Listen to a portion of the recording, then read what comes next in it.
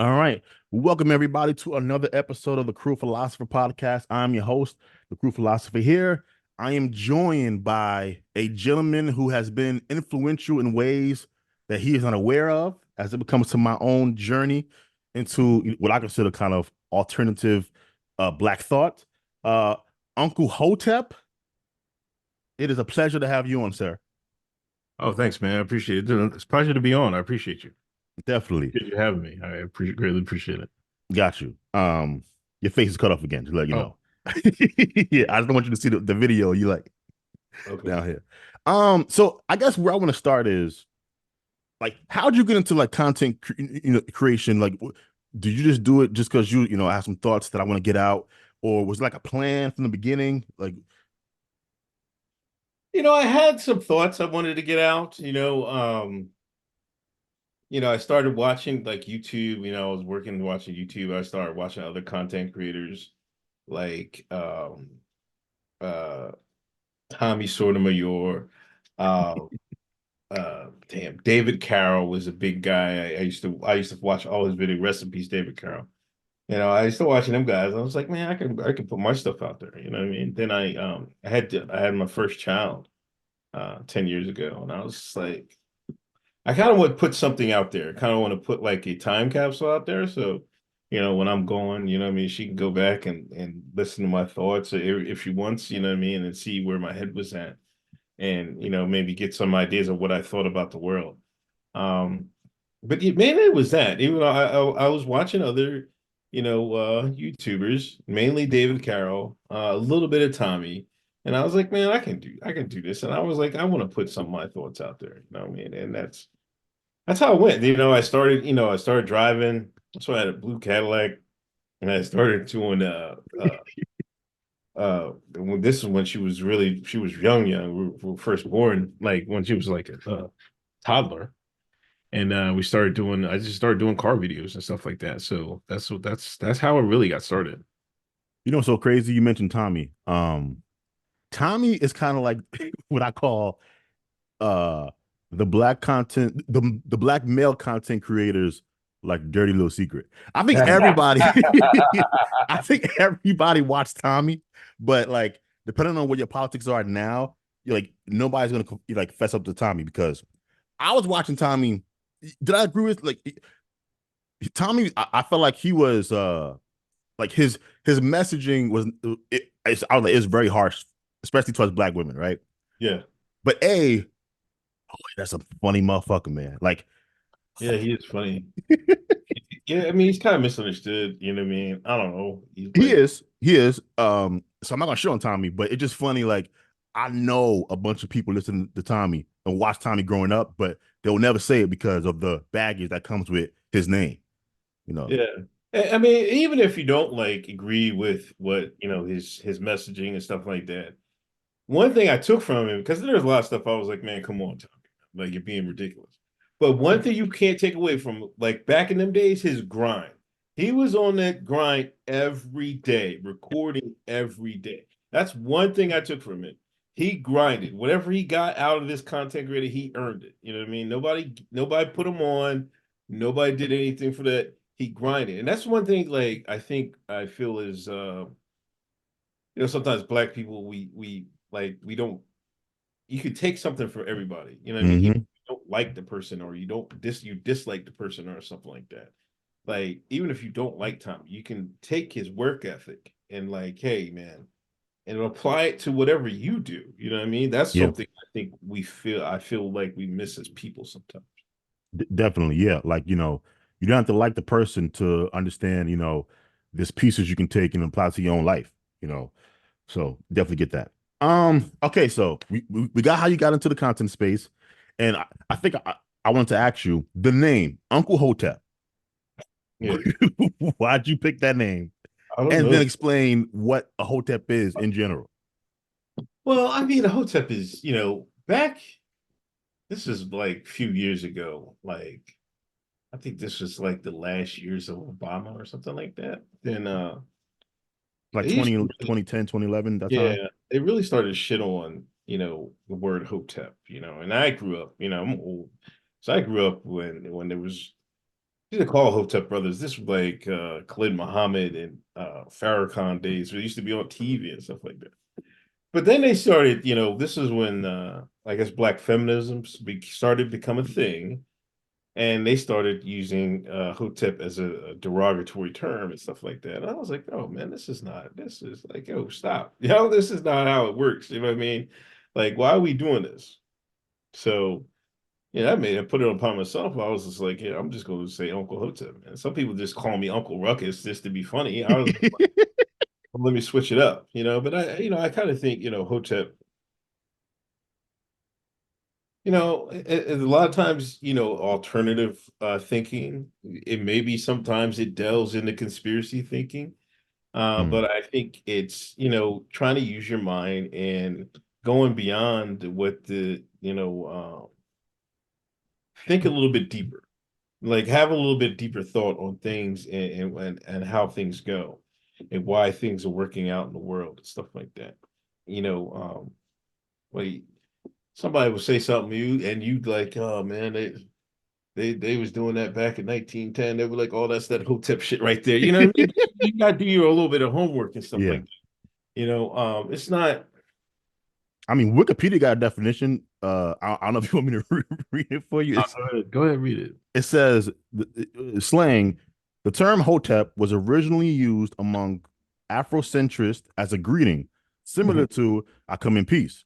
But by the mid 2010s, ironic you said what you said, had come to be used disparagingly to describe a person who's either a clueless parody of Afrocentricity or someone who's loudly, conspicuously, and obnoxiously pro-black but anti-progress.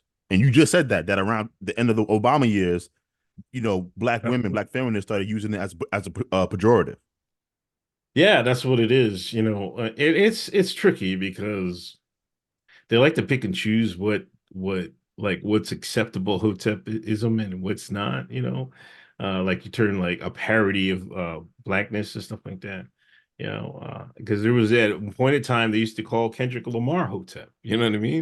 Now you fast forward to May 2024, he's the people's champ. I mean, you can't make this up. You know what I mean? So it depends on what side you're on. Like if like certain subjects, like abortion or like women's health or health in general, and you give a hotep take, they'll be derogatory toward. But if it's towards, you know, the colonizers or the culture, then they'll side with the hoteps for it. It's a finicky thing. You know what's crazy? Your commentary has been one of my favorite with this during this whole rap beef. Like you, because you, because Hotep Jesus, who you guys do your show. Hotep's Right. been told you. I don't know if he's trolling or not, but like he's been like on the Kendrick side, and you. I don't even consider you pro Drake. I consider you like just not pro Kendrick. Like you're like, hey man, this is. I'm just trying to call it straight. You know what I mean? I got Kendrick winning, but I'm like, Drake had some decent songs he put out there on that thing. You know what I I mean? thought his last one was dope too. I love the Hard Part Six. Yeah, and it's just like I mean, this. the sermon at the end, I didn't care for, but Yeah, but but this is what happens when you fall from public favor and they got behind Kendrick. Nah, but he's always hated Drake for various reasons. I mean, I was either hit or miss with Drake, but I it's just like I just wanted to call it fair, and you can't even call this fair. You call this fair, they call you Drake, and now it makes me like, man, but I yeah, think Kendrick winning is fair now. Like, yeah, yeah, yeah, yeah. I've said it. I said it. I said it the last show we did. and I do think Uncle Hotep's trolling. I think Yeah, he's been he's it's trolling. it's crazy, but it's just like it's crazy how this song is going. It's going to be a hit record all Oh, summer. not like us. Yeah. Yeah, man. This might be bigger than back to back because I remember back to back when back to back was everywhere. Oh my god! But not like us. You got they double dutch into it. They crip walk into it. The electric slide into it. And it's become a content, the thing is the reason it's going to last so long is because now it's become like you can grift off of Mm-hmm. it. People, you can't go on TikTok, you go on Twitter. People are just still talking about it because it still drives engagement. So when the grift is still hot, the song is still going to be going. It's going to be a long summer for Drake, man. So good. So we got to Grift. Yeah, Beautiful segue. Because I wanted to ask you, because you talk about grifting a lot. I yeah. mean, you and Hotep, you guys host the Grifties, which, by the way, if you haven't watched the Grifties, very, very entertaining. I mean, must watch. It was like an hour, like The award show, I think it was over an hour. Yeah, like, but funny. I mean, they be handing out awards to like, Candace Owens be nominated and Jason Whitlock, and so it's funny. But what is grifting? like grifting is like, I mean, it's like you see what's happening in the world, like the hot news item, right? Like the biggest grift right now is obviously the Kendrick Lamar and Drake beef, right? Mm-hmm. And if you're going to grift off it, it's become so big. People grift off it because if you talk about it or make a video about it, then you're going to get in, like I said, engagement. We got people that like college professors and stuff. People who never comment about Rap at all? at all, never have. Here they come. Here they come. You know what I mean? So I mean, but it doesn't just stop there. When the elections come, or back when Trump was or the first time when he got elected, people just jumped on the wagon. People, that's grifting. You know what I mean? Now some So people say like you don't really. So a lot of these grifters don't even believe in what they're saying, and that's okay. true. Some of them don't even believe in it, but I don't like. And a lot of people like will say it's a negative term. I don't really see it as that. I mean, it's really just you're just hustling for, I mean, if you're a content creator, and this is what a lot of people are doing, a lot of people make money off their side job, or this may be their main job. You got to keep up with what's hot in the internet space. So if you grift off it, you're talking about it. You're making content about it. You know what I mean? You're making tweets about it, videos about it. It's just keeping engaged on what's hot. Now, some people there's other things of grifting. You might be trolling, that might be your grift, or you might be talking about basketball. It's like there's dedicated Laker fans, dedicated LeBron stands. That's their grift. They could get online, talk about LeBron all day. They call it a day. It's So it it's a sounds like what you're saying, because I was a little, so I thought that a grifter by definition is somebody who doesn't believe what they're saying. But it sounds like what you're saying is that a grifter can believe what they're saying. The nature of grifting is more about like exploitation. It's like you're exploiting a situation for, monetary gain or views or whether you believe it or not. Yeah, exactly. You put it perfectly. It's exploitation. You're Gotcha. exploitating the subject. Okay. But yeah, but like a lot of it started like a lot of people were calling people grifters, and they're like a lot of people were like talking about Trump, but they weren't Trump guys. They weren't, you know what I mean? That's what really in the political space Oh, there's a people lot were. of grift in there. Yeah, there was a lot of grift in that. So once Trump fell out of favor, here they became anti-Trumpers and stuff. Then they like and people calling them grifters and shit like that. Okay. So, A, have you ever grifted? And B, I know you said that you don't think it's necessarily a negative term. Hmm. So if it's not necessarily a negative term, is there anything wrong with grifting? I really don't think there's anything wrong with grifting. It's just the nature of the beast now in 2024. You can't get around it. It's part of the internet. It's part of life. It's different than when I was coming up and stuff like that. Have I ever grifted? Yeah, like I mean, I try not to do it. Like What was the last grift, Unc? I mean, I kind of grifted a little bit on this Kendrick and Drake thing. But I'm trying to cut it out. Like I'm done with it. You know what I mean? But Same here. but I don't know. I don't think I grift as heavy as like back in the Trump day. Yeah, probably I grifted a lot. You Like know, in Trump's favor or against Trump? the first time the 2016 election. Uh, Okay. yeah, it was probably heavy on that. But I don't know. I try to like sometimes I get tired of social media, you know what I mean? And then like sometimes I get tired of the takes. Like sometimes I just want to put my thoughts out there and keep it moving, or see if I find something funny I want to share with people. Maybe give them a laugh for the day or something Mhm. like that. Put a smile on their face. Yeah, I try to do that. I don't really. I try not to grift anymore. Like that. There's nothing wrong with it.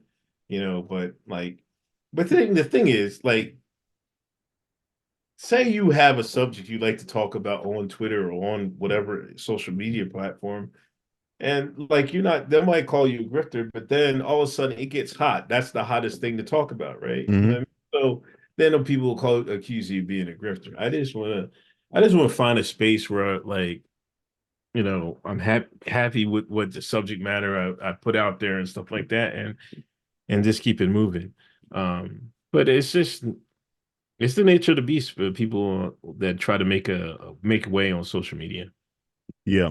I feel like grifting, I might agree with you. There's nothing innately wrong with it. The problem though is if word on the street gets around that you are a grifter, um people just ain't gonna take you seriously though. Like and getting that stench off of you is hard. Like you see how hard Drake is fighting right now to get this stench off of him. Like Uh, he was, I get it. So once people are like, oh, you a grifter, Candace Owens, right? Candace, people got mad at me on. I said a while back. I said, Candace, it is going to be hard for you to make like inroads with black people when. And I'm sorry, this is objectively true. I'm not saying this should be it should be this way. I'm saying it is this way. When you only disparage black people or speak in a way that is viewed as disparaging to black people, but you surround yourself at all times with white people, mhm. no one's gonna like, they're not gonna care what you're saying, even if it's true or has some truth in it. Right? You're gonna come across as a grifter, right? And and then she did the thing with Ben Shapiro and the Jew stuff, and then now she's like Catholic now, I think. Um, so that is the danger though, where your word means nothing now. You're like a whore. Yeah, she's a classic example of a grifter because when she first came out, I think before the red pill black days, I mean, they went back and said call her. She was for censorship and um saying she was vote for the left and things of that nature. So it's like she rose above it. You know what I mean? I think I think some people would say she's a classic grifter, but she's well liked. I mean, I like Candace. yeah, I think Candace is well. I like Candace because Candace is part of that group of people that I like because of how angry she makes people when you bring her up. yeah. Like, you know, she's that way. Kanye's that way. People lose their mind over when you bring up Kanye. Ben Shapiro, right? Like, he was the freedom fighter for the right, and then the shit with Israel happened, and then suddenly people were like, "Oh, you ain't America first, right?" So that happened there. So, you know, um, before we get off the grift thing, I want to throw some names at you, and scale of 1 to 10. I want you to give me the grift. Oh, 1, not grifting at all. 10, oh, king of the grift. okay. Michael Eric Dyson. He's a strong eight. Yeah, Okay. I give him a strong eight. Charlamagne the God. Charlemagne the God? Yes. Uh, Tough one, huh? yeah, because what I mean, I don't know. I wouldn't call him. I don't think he's a strong grifter. I give him like a five or something like that. Okay. 5. This one's Dr. Umar Johnson. Strong nine, 9.5. Almost Why a you get that to Umar Johnson at 9, man? He's ridiculous, man. I like Umar. I like Umar. I've seen him speak twice, man. I took my daughters. We went down to he does a thing down in Wilmington, Delaware. That's where his school's at, right? And I live close by. So we drove down there and see him I went speak. to see him too. He came to the Bronx. I Okay. went to see him, and it was like in the basement of this church. And first of all, matter of fact, let me finish my game. Then I'm gonna get back to Umar Johnson. Uh, Cornell West, That's seven, seven. Donald Trump. He's probably a little lower, a little lower. Maybe like a 5 or 6. Okay, so Cornell West is kind of in the Charlemagne territory. Donald Trump. Uh no, I don't really think he grift. I think I think his only grift is like he wants to be he loves himself. You know what I mean? Like he wants to Mm, be remembered as a great quote unquote president. This is why he wants another shot at it. You know? So I would give him a 4. interesting. Okay, 4 for Trump. Um, we already discussed Candace. Uh, Kanye is my last person. Oh man. I can't call him, man, because like he's become so many different people in the last 4 years. That is true. Because No, that is very true. I kind of feel like the Christian Kanye was a grift. Really? Yeah. See, I feel the exact opposite. You think Like, this? Do you think that was the real him, and then when he was no, going, okay. So if you're using Griff as a substitute of real or fake, I can't decide that. I'm going by what you said, Griff, meaning Griff is exploiting something for right? money. What Kanye lost fans during that whole Jesus is King era. You Like, think? Yeah. yeah, it was one of his lowest selling albums. People don't want to hear that Jesus shit. People think about this. Kanye before that, like if you listen to his lyrics, he's like the horniest rapper in the world. Yeah. Like I mean, talking about buying breast and all of that stuff. Like, and then to go from that to like Jesus King, people was not here for that at Hmm. all. And that was right off the tail end of the Trump stuff. Remember that where he was in the office with uh dude just he just died, the football player. OJ, No, football player. no, he was in the office with. Remember when Kanye went up there? Oh, Jim Brown. Thank you, Jim Brown. Yes, yes. Remember, so that happened, and then the Jesus King came like after that, like a couple of months after that, and then he was like that for like a couple of years. Really. Um, I think Kanye is somebody who is. Hey, I think he is mentally unwell. But the great ones are. See, he ain't grifting about that. I think when they took his black ass into that mental health institution, and they, Yeah. yeah, he is unwell, and so he might have something wrong with him that we don't even have a name for right now. Like mentally speaking, I think Kanye is somebody who doesn't have like uh, a core. He's very egotistical, arrogant, um, talented, but at his essence, I don't think he has like a true identity. So that's why I'm with you on it being hard to uh label him a grifter or not. But let me get back to Dr. Umar Johnson. So now I went to see Umar when he came to the Bronx, and he was having his not little, his speech in the basement of this church. Never been to this church. It looked like an old church too from the Okay. outside.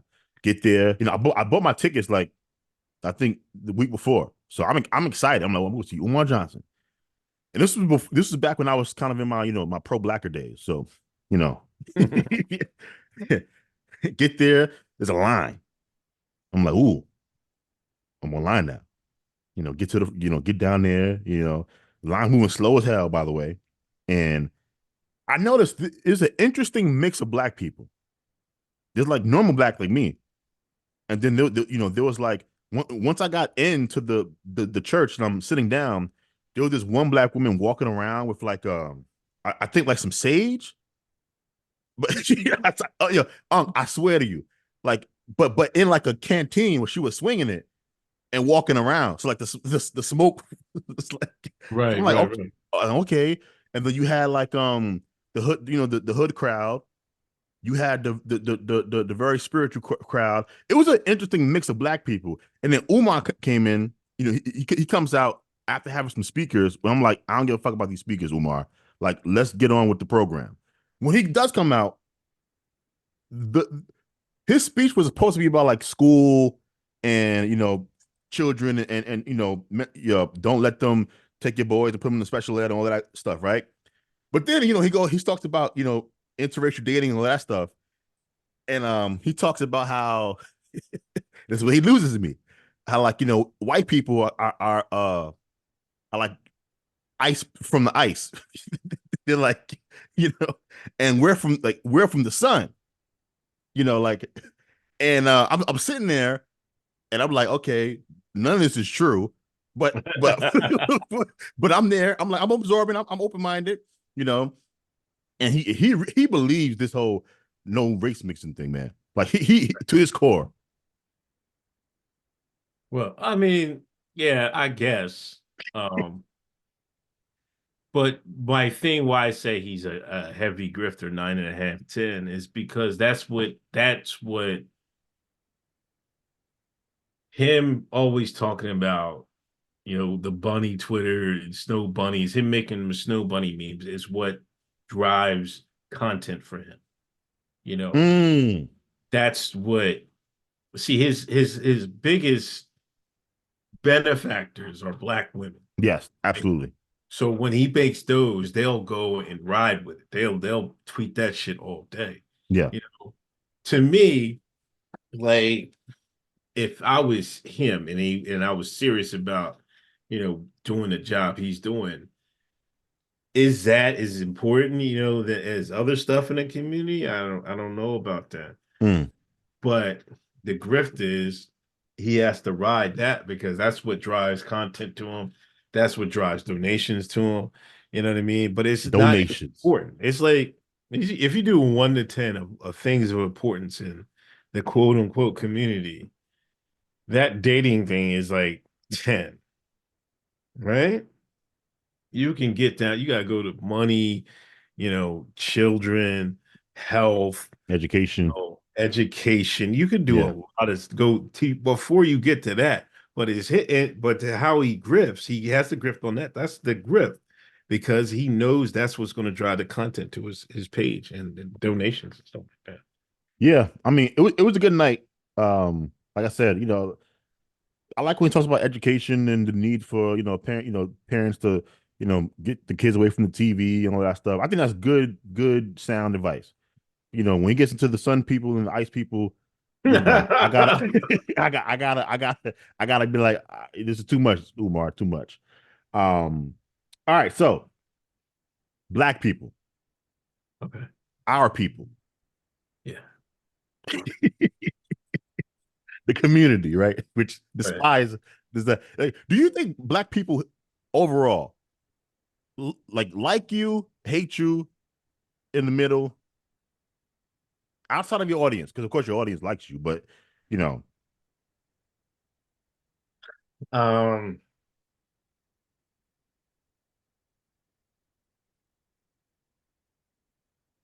I mean, hate might be a strong word. Um, disapproves of your message might be better. Definitely disapproves. Um, like the most I see is like, oh, he a dickhead, he a coon. Oh, they love Coon. He got a white wife or something like that. Mm. But a lot of times they don't be responding to some of the stuff I say. So I know, like, one dude said, "Oh, you all right, but you coon." You know what I mean? So like I get like a lot of that. It's it's different because online, black people online are a little different than black people in the streets like that don't Hmm. and that are not habitually on. I kind of think like the people that are habitually online as black folks, man, is changed a lot. And that's because of the Dr. Umars and Tariq Nasheed especially. They've changed the landscape of some of the thoughts and stuff like that. So you got people in these camps and like if you don't think it within that camp, and they're going to disparage you and stuff like that. It never bothered me, you know. Like nobody's going to like you. Like no, not. Let me put it this way: everybody's not going to like you. You know, Mm. that goes for everything. You know what I mean? I know in my heart I want the best for even if you dislike me, I want the best for you. You know what I mean? That's where I think it differs. You know what I mean? I don't want like I don't want you to go outside and get hit with by a car of this. Like you don't want to vote for the same person I vote for. You know what I mean? Or you don't believe in the same educational practices I believe in. Mm. I don't want you anything to happen to you. It's just a difference of opinion, and it's like I think we need to get to that point more. It's like even with this rap beef, it's getting crazy. It's like, it's like it's cool just to be different, Yeah. it like we all don't have to be like rah rah Kendrick or something like that. Like if you're not, it seems like you're not like they're gonna call you out your name and shit. Like that's just the nature of it is how it is online. But I mean it's not as bad. It's not that bad offline. You know what I mean? It's actually I see more people like me offline than what I mean than these Yeah. people.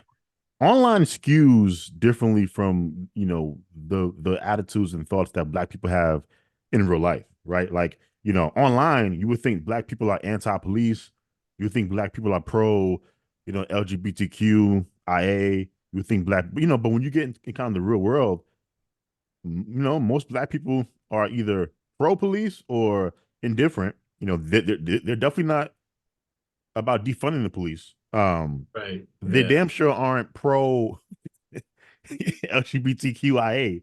They ain't that either. Right. So online is extreme.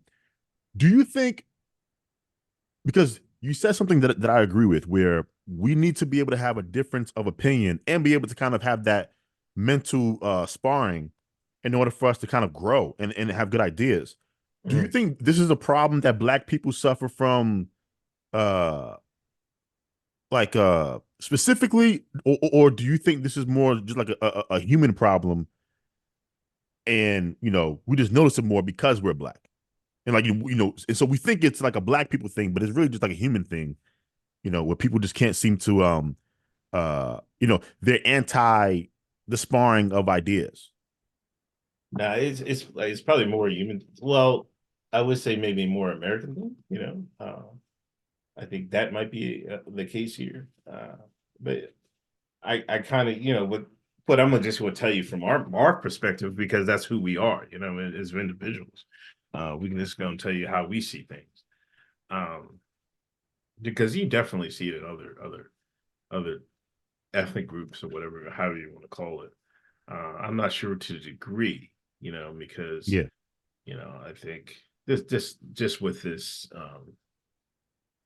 this FBA tether thing, right?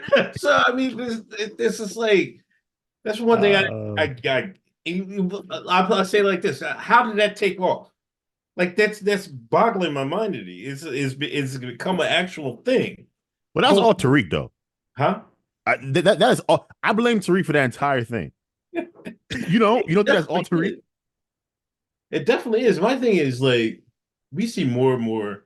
Like again, I keep saying I'm old, but nowadays you see a lot of African immigrants, and like we should be able to learn from them. They come over here and do extremely well. You know what I mean? Absolutely. Like doctors, lawyers, head of their class, all that whole 9 yards, right? We got this joker telling everybody call them tethers and not work with them. Like, well, this is something we should be working with. We go back to the working with. Now we're always blaming them. Oh, y'all trying to take our culture and stuff like that. And like, yo, listen, we should be learning from them. You know, we should be sharing ideas. This is the ideal people to be sharing with. You know what I mean? It's like we've lost that connection. That Pan-African connection, whatever. I don't know that was there, but I mean that They, should they gonna be like. say they're gonna say you stealing from Umar Johnson. But I'm saying that it's he lost that battle. I don't know what happened. It's like we used to be actually we used to be a lot more Pan-Africanists, but now we've turned into there's a big segment that are Tariq Nasheed disciples. I don't even know. I mean, um anti-immigrant or whatever. I don't want to say anti-immigrant, like Black American focused, Yeah. which I don't think is a problem. That's something, yeah, that probably was going to happen or had to happen. But my thing is like, yeah, we can be focused on quote unquote Black American things and what we need to improve in our culture. But you could also learn from Nigerians, Ghanans, and Kenyans, whoever, all the other drippers come here. It's a damn shame that sometimes you hear these stories from the African families that say they tell their kids, stay away from the macacos. You know what I mean? That's a real thing. I know. I know. So I I'm trust me, I know. I do. so, I agree. New York City, listen, it was known that Africans don't fuck with us. So, right. and it was what it was, right? You don't lose sleep about it, but you just knew, yeah, like there is this kind of difference. And I don't mind the delineation as far as because I've said before, black people in America, right? Like Obama is called black, but he's not of like my lineage, meaning a descendant of African slaves. Mhm. Obama is an African. He's the product of an African and what's his mom? White, but she's like, where's she from? Like, whatever Uh, she is, yeah, yeah. right? Like, but he's viewed as black the way I'm black, but our lineage is different. And I do think to a certain degree that distinction is important, especially when you're looking at or you're trying to take a poll of how good your community is doing, right? Because to your point, like you said, yeah, a lot of these African migrants and African immigrants and or Caribbean, for example, within 1 or 2 generations, they're doing very well, doctors and lawyers and etc. And I do think it's important to like for you to see, okay, yeah, we share the same skin tone, but like these are different cultures here, like different people.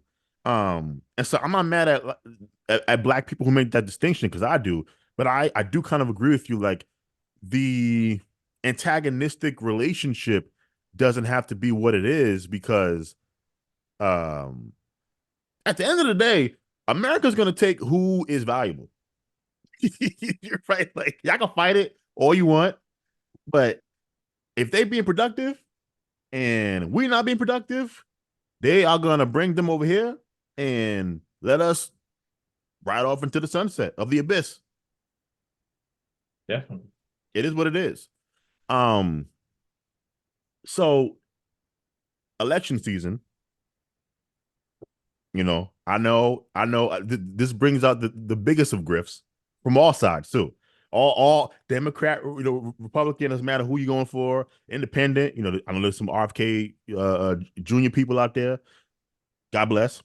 Um, why do you think black people still just can't break away from that democratic like stranglehold? It is unnatural for a party to have 90% support every 4 years. You don't see that nowhere else. Like nowhere else. You don't see it among Hispanics. You don't see it among Jews. You don't see it among Asians. Yeah, it's high amongst them. Like it might be like 80%, 70, 90 plus every 4 years. What is going on? I mean, Lyndon Johnson said he had niggas voting for 200 years. He wasn't joking, man. You know what I mean? I don't know, man. I kind of think that has a lot to do with it, though. Like, I remember my dad asked me who he vote for. This was back years ago, before like even before Obama. Like this was Clinton era. He's like, "You vote for?" I don't know. He was like, better vote Democrat." He didn't give any reason why, but it was like, "Yo, make sure you vote Democrat." Like I don't know. I didn't know anybody in my family who voted Republican. Um, my uncle's a big time, Democratic guy. You know what I'm saying? Um, but I really think that, yeah, it has a lot to do with it, but you know, that civil rights era, he quote unquote gave somebody with the civil rights bill, gave something, and people's parents and grandparents, that's who they went with, and it doesn't help that, the Charlie Kirks of the world and all that, just are fucking trolls and shit like that. Keep it, but there's a lot of ops going on. The Democrats doing ops too. You know what I mean? To play, what Biden say? They want to put you back in chains. You know what I mean? They play on that. Yo, I can't believe he got that off in a black. That was a black church, right? Yeah. No one said, "Hey, man, what you on?" You know what I mean? We let him get off. Like if you don't vote for me, you're not black. He got that off. That was wild, man. I was like, and I think it kind of helped because he had Kamala. That gave they voted for a little bit of representation. Obama. Yeah, I think it did a sequence of events too. They did put Obama up there, you know, so that's helps years going past. Uh, I don't know. But I do think I've never seen it like this time around. There's a lot of discontent, There is. several fronts. There is a discontent with immigration. There's a discontent with people's pockets, being tapped. We just Will it can't, matter though, Unc? huh? But will it matter? Like I see black people bitching and complaining, but I gotta be honest. I think it is a trap if you are a Republican and you believe any of these polls about black people, oh, Trump might get 30%. They always do that every election, and it's always the same thing. I think there's gonna be a bunch of hee hawing and crying about everything, and Democrats are gonna get that same 90 plus black support like they always get. A picture could come out of Joe Biden with Kamala Harris on a chain, on like a leash, and these Negroes would still come the vote 90%. Yeah, I mean they'll probably get like 80s, 90%, but it depends. The thing is, will the turnout be high? I think a lot of people will be like, a lot of black folks gonna stay home. They're like, man, I'm not voting for you. That's seeing the Democrats, they need a high black They turnout. do. They really need that. So that puts them in jeopardy of not winning it. They might lose it just off the fact of black folks not really showing up. That's what happened with Trump in the first one. They didn't really show up for Hillary. They was like, no, you know what I mean? So um I think, we went through 4 years. I think they got I know we're getting kind of getting off it, but they got to scare us with, Trump and they're gonna get you and shit like that. And I don't think that's gonna work again. Yeah, It's because we lived through it already. yeah, we lived through it. Like, It yeah, wasn't that bad. and Like yeah, it's like, it was better than this last 4 years. But as but far as the why we keep doing it, I keep going back to LBJ. mm, that's disappointing for me personally. I have some working theories on why, and I think one culprit, and kind of tying it back to the grift, is I think the black church, right? Like we don't discuss that gospel grift, Yeah. um, where the black church, like I'm an organist, church organist, right? Okay. You know, I be in these places a lot every Sunday, different churches. You don't notice it until you're like paying attention to it of how much politics is discussed on the pulpit from a like scare tactic perspective. And see, someone like me, I could listen to a pastor, but he ain't like I don't turn my brain off. like Right, right. their word isn't law for me. I'm gonna go and do what I do when I get into that booth. It is what it is, right? I don't really buy into this thing where like his word is more or his thoughts are more important than mine just because he's behind the pulpit. That's not how this work, homie.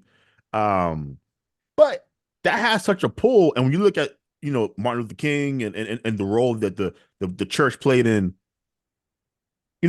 civil rights movement, you can kind of see why it has like this pull over black politics.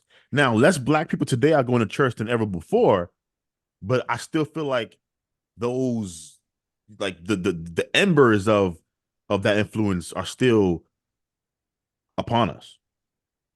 Yeah, because I mean, I know that like people aren't going to church as much as they used to, but the people that I think if you took like a like a census of the people that do go to church, I think you'll find the more politically involved, the more educated um, out of the whole everything else. So they're going to be the more organized. The people that go to church every week, they're going to just going to be more organized. That's just how I mean that's how they live their lives, you know. So they're going to be the ones that go, you know. So if that's been that's been the Democrats' target Yeah. years. You know, they got to go to that. You got to go to that black church, man. You got to. You know what I mean? So it's it is what it is. I mean, but yeah, you that's a big part. That's a big part. Jamal Bryant, I was thinking about what you said about, you got to go kiss that ring. Like Jamal, like, Jamal Bryan, TD Jakes, and I'm stunned. TD Jakes, did you see that video he put out with Puff? Or Yeah. like he was like voicing some inspirational video on like Puff's Instagram, and I was like, you know, I'm thinking about that line from that Kendrick Lamar, freaky ass nigga, he a 69 Yeah. god. I'm like, TD Jakes, man, like he can't help himself. Yeah. Uh, um, I wanted to ask you about, we have like 15 minutes left, like kind of, wrapping up. Um, and this is gonna sound like left field, but I wanted to get your thoughts because I heard you and Hotep Jesus talking about it on you guys' platform. This is back when Jason Whitlock, who and I watched his show, Jason Whitlock and Royce we're Yeah. going at it like Kendrick Lamar, Drake, and uh Jason has had this interesting journey. I'll put it like that, right? Because I am going to ask you, just so you know where I'm going. I'm going to ask you if you think it's a grift. But like he started his show Fearless. He had Uncle Jimmy on in there, and it's kind of he's like TD Jakes like now. And once again, I like Jason. I do. I like Jason's show. That ain't a shot. Don't do that, Unc. That ain't a shot. Okay. But when you look at the platform now, it is way different than it was when it started. And he's Mhm. kind of gotten rid of, Uncle Jimmy ain't there no more. Him and Royce had something, you know, him and Schoon, you know, Jason Whitlock 2024. What are your thoughts? Grift or natural evolution? I think it's kind of like natural evolution to find his lane. I mean, you could say it's kind of a grift because he does the topic things. He got in on what fucking I mean, he be oh man, kicking I what. mentioned the fucking there was a subject matter that he had nothing to fucking like. Come on, bro, and then he dipped into it. It's just I think it's kind of the natural grift for him. You know what I mean? Like he got his own show, and that's probably what he wanted. Um, yeah, he's all right. I like Whitlock. You know what I mean? I don't Me want to be. too. Yeah, but I do see. Him when him and Scoon did that pockets. I never missed that. That No, was dude, I'm telling you, that show right there was so great because it has such a low budget to it, but because of and Jason is entertaining, right? Like he'll do the voices, like he'll do all that shit. Schoon is just like he's the same way every time you talk to school. He's like chilling. He has that raspy voice. He's yeah, calm, and he kind of helped Jason change his image a little bit because yeah.